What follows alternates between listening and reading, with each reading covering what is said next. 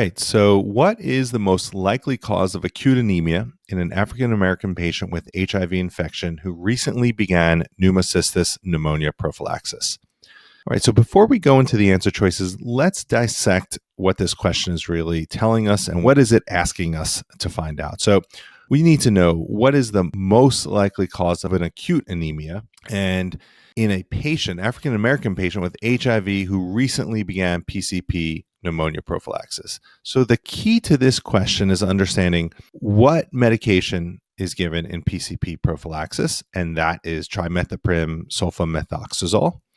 And why would they be giving us this information that we have an African American patient with HIV infection? Let's go through our answer choices, and then we will answer this question. So answer choice A, glucose 6-phosphate dehydrogenase deficiency or G6PD deficiency. B, hereditary spherocytosis. C, paroxysmal nocturnal hemoglobinuria. And D, pyruvate kinase deficiency. So I love this question because all of these answer choices here lead to anemia. So we need to focus on specifically in the context of a patient, right? The question is giving us this information that the patient is an African American with HIV, and therefore they're taking PCP prophylaxis. So something about trimethoprim sulfamethoxazole is the key to this question. Let's go through the answer choices and figure this one out. So answer choice A, glucose 6-phosphate dehydrogenase G6PD deficiency. So this one absolutely jumps out at us as a possibility to be correct because we know patients who take trimethoprim sulfamethoxazole have problems with G6PD deficiency. So this is the front runner right now. Let's return to this. Let's first review the other three and then see where we're at. So answer choice B, hereditary spherocytosis. This condition will absolutely cause anemia. It's a congenital condition, right? So you're born with it. Your red blood cells are shaped like spheres, and you test for this with osmotic fragility testing. But in this case, medications typically don't lead to hemolysis. So we're going to cross out B. Answer choice C, paroxysmal nocturnal hemoglobinuria. This is a stem cell defect in the red blood cell where you'll have this complement-mediated destruction of your red blood cells. This is not caused by any medications.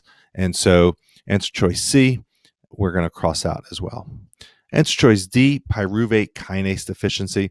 So this is something that's typically diagnosed in newborns or infants and not something that is going to be seen in an adult necessarily due to taking medications causing hemolysis. So let's cross this out. So this leads us with G6PD deficiency. And just to kind of put this all together, G6PD, the enzyme, it's part of the process where if you lack the enzyme, then any oxidative stress on the red blood cell membrane can lead to hemolysis. And that's exactly what's happening here. In a patient who's on PCP prophylaxis and they are taking the medication trimethoprim sulfamethoxazole, that could lead to an oxidative stress, and then you'll have hemolytic anemia. G6PD is also classically associated with a Heinz body as well, right? That's that little inclusion within the red blood cell. So we're going to go with answer choice A here. Also, you could have a question where it's not just trimethoprim sulfamethoxazole, but it could be other oxidizers such as methylene blue. Fava beans is a classic one. Sulfa drugs, nitrofurantoin, anti-malarials, right? Any oxidative stress could lead to hemolysis in these patients. So let's make sure we are correct. And sure enough, that is the case. G6PD deficiency.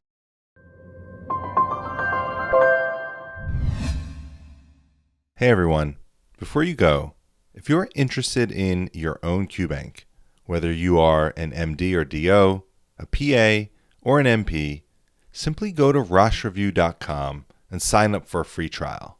See if Rosh Review's content is right for you. Keep learning, keep working hard, and always have a sense of mission about your work.